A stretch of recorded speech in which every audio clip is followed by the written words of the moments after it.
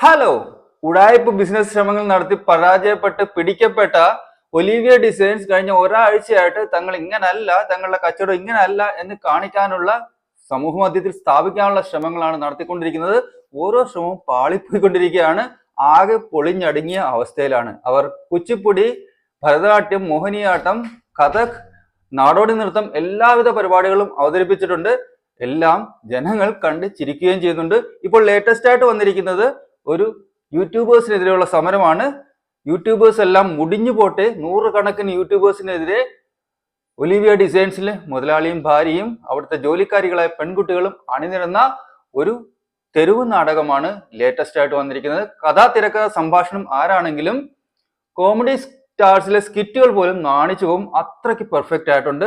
മനോഹരമായ കഥ, മനോഹരമായ വരികൾ, മനോഹരമായ മുദ്രാവാക്യങ്ങൾ. സിനിമ തുടങ്ങുന്നത്, അതല്ലെങ്കിൽ ഈ യൂട്യൂബേഴ്സിനെതിരെയുള്ള സമരാഘോഷം തുടങ്ങുന്നത് ചുവന്ന മിനി കൂപ്പറിൽ മുതലാളിയും ഭാര്യയും ദൂരെ നിന്ന് വരുന്നത് കാണിച്ചുകൊണ്ടാണ്. കാറോടി വന്ന് നിന്ന് മുകളിലത്തെ ഹുഡ് പിന്നിലേക്ക് മടക്കി മുതലാളി പരിപാടി തുടങ്ങണമായിരുന്നു.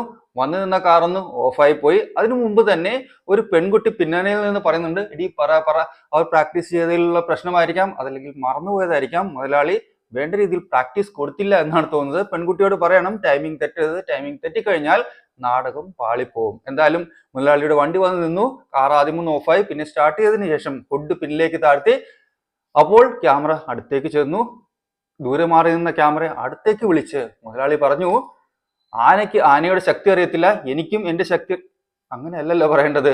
ആനയ്ക്ക് ശക്തി അറിയത്തില്ലായിരിക്കാം, പക്ഷെ എനിക്ക് എന്റെ ശക്തി അറിയാം.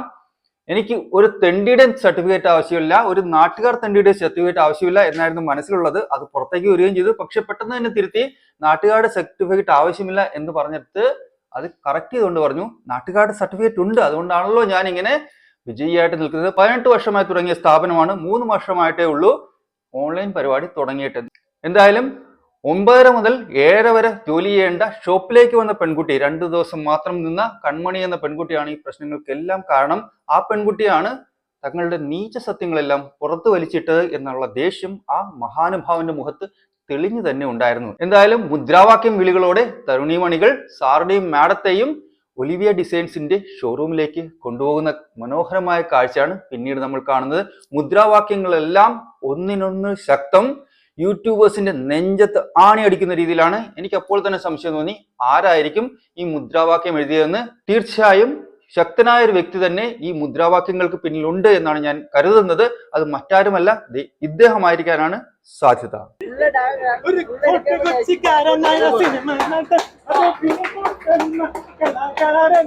മലയാള സിനിമയിലെ സൂപ്പർ സ്റ്റാർ അപൂർവ രാഗത്തിൽ ഹിറ്റായി.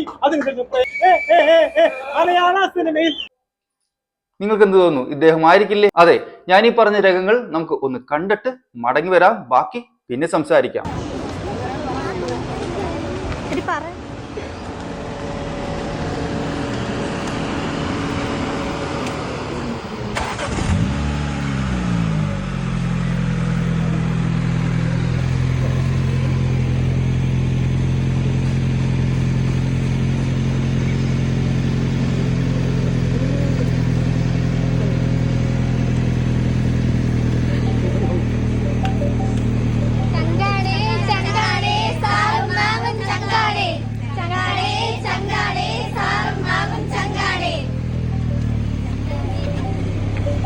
മര്യാദയ്ക്ക് എൻ്റെ വീട്ടിൽ അടങ്ങി ഒതുങ്ങി ബിസിനസ് കൊണ്ടുപോയ എന്നെ ഒരു തെറ്റും ചെയ്യാതെ എൻ്റെ നാട്ടുകാരില്ല സമൂഹം മൊത്തം കല്ലെറിഞ്ഞപ്പോൾ അതിനെ ഞങ്ങൾക്ക് പ്രതിരോധിച്ചേ പറ്റൂ.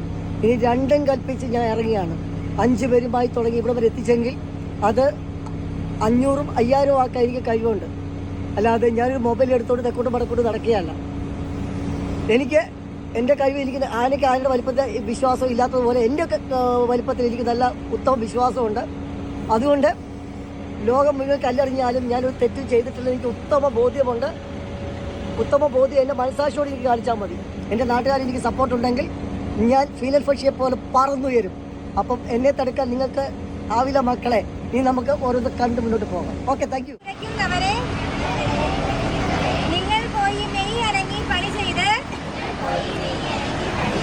നിങ്ങളുടെ കാര്യം നോക്കിക്കോ, ഞങ്ങൾക്കറിയാം ഞങ്ങളെ നോക്കാൻ.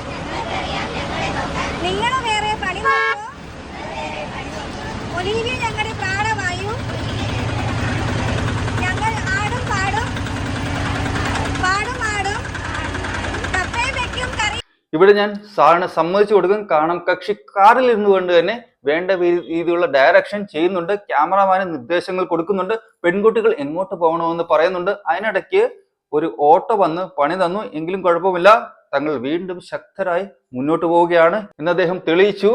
ഷോറൂമിൽ ചെന്നു, അവിടെ നിന്നും മുദ്രാവാക്യം വിളി, തുരിതര മുദ്രാവാക്യം വിളി, യൂട്യൂബേഴ്സ് എല്ലാം തകർന്നു പോകുന്ന രീതിയിൽ ശക്തമായ മുദ്രാവാക്യം വിളി. 8 വാങ്ങും, 10 വാങ്ങും, 40 വാങ്ങും, 60 വാങ്ങും, വേണ്ടി വന്നാൽ 80 വാങ്ങും. എന്താണ് 80 വാങ്ങുന്നതെന്ന് കുട്ടികൾ തന്നെ പറയണം. 80,000 ആണോ 80 രൂപയാണോ കിട്ടുന്നതെന്നും കൂടി നിങ്ങൾ പറയണം. അവരെ കുറ്റം പറയാൻ പറ്റില്ല, പാവങ്ങൾ, അവർക്ക് ജോലിക്ക് വേണ്ടി വന്നതാണ്. അവരെ ഭീഷണിപ്പെടുത്തി ഈ സമര നാടകത്തിന് പിന്നിൽ നിർത്താൻ യാതൊരു ബുദ്ധിമുട്ടുമില്ല. നിങ്ങളെ ജോലിയിൽ നിന്ന് പറഞ്ഞുവിടുമെന്ന് പറഞ്ഞാൽ മതി, അവർ തയ്യാറായി വന്നുകൊള്ളും. വേറെ എന്ത് ചെയ്യാനാണ്?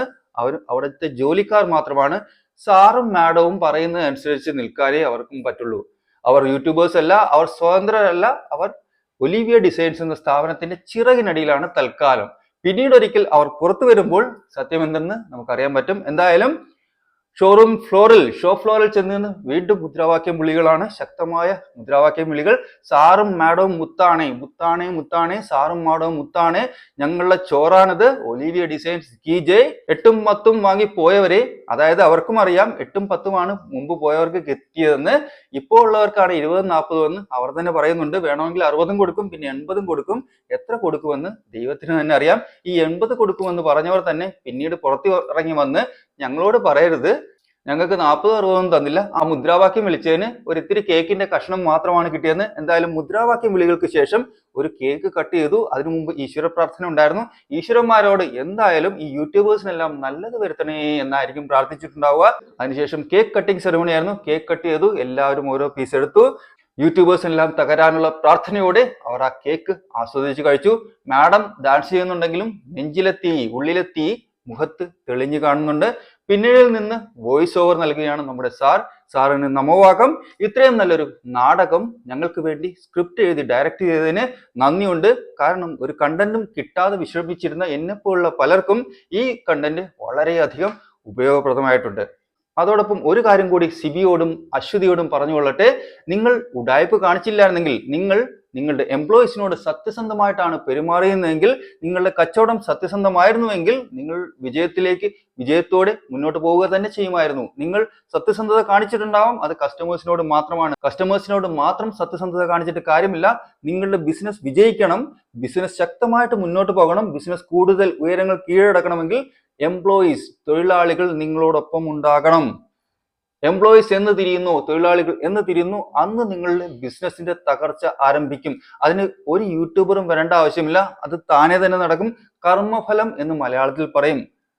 കർമ്മ ഈസ് എ ബിച്ച്, കർമ്മ ഈസ് എ ബൂമറാങ്. കർമ്മഫലം നിങ്ങളെ തേടിയെത്തുക തന്നെയും. നിങ്ങൾ തെണ്ടിത്തരം കാണിച്ചിട്ടുണ്ടെങ്കിൽ അതിനുള്ള പണി എവിടുന്നെങ്കിലും നിങ്ങൾക്ക് കിട്ടും. അതുകൊണ്ട് ഇനിയെങ്കിലും നേരെയാവുക. ഇത്തരം നാടകങ്ങൾ കൊണ്ടൊന്നും യൂട്യൂബേഴ്സ് അടങ്ങില്ല. ഒരു യൂട്യൂബർ അടങ്ങിയാൽ 4 പേർ എഴുന്നേറ്റ് വരും. എത്ര പേരെ എന്ന് വെച്ചാണ് നിങ്ങൾക്ക് വിലയ്ക്ക് വാങ്ങാൻ പറ്റുക? ആരെയും വിലയ്ക്ക് വാങ്ങാൻ പറ്റില്ല. മാക്സിമം 5, 6 പേരെ നിങ്ങൾ വിലയ്ക്ക് വാങ്ങുമായിരിക്കാം. 6 കഴിഞ്ഞ 7, 8, 9, 10 എല്ലാം ഉണ്ട്. അവർ നിങ്ങൾക്കെതിരെ തിരിയും. സത്യസന്ധരായ കുറച്ചു പേർ മതി അസത്യങ്ങളായ കാര്യങ്ങളെ ഒളിച്ചെടുക്കാൻ. അതുകൊണ്ട് ഒലിവിയ ഡിസൈൻസ് ഇനിയെങ്കിലും നന്നാവുക, നല്ല രീതിയിൽ മുന്നോട്ട് പോവുക. നിങ്ങളുടെ ക്ഷമാ നാടകങ്ങളോ ഇത്തരം പൊറാട്ട് നാടകങ്ങളോ കാണാൻ മലയാളികൾക്ക് തൽക്കാലം ടൈമില്ല. അതിനു പകരം അവർ ഇതിനെ എങ്ങനെയാണ് റോസ്റ്റ് ചെയ്യുന്നതെന്ന് കണ്ട് ആഘോഷിക്കുകയാണ്. ചിലർക്കെങ്കിലും നിങ്ങൾ തകരുന്നത് സന്തോഷമുണ്ടാവും. ഞാൻ ആ രീതിയിൽ സന്തോഷിക്കുന്നില്ല. നിങ്ങൾ നിങ്ങളുടെ തൊഴിലാളികളോട് നല്ല രീതിയിൽ പെരുമാറുകയാണെങ്കിൽ നിങ്ങൾ വിജയിക്കണം എന്ന് തന്നെയാണ് എൻ്റെയും ആഗ്രഹം. Thank you.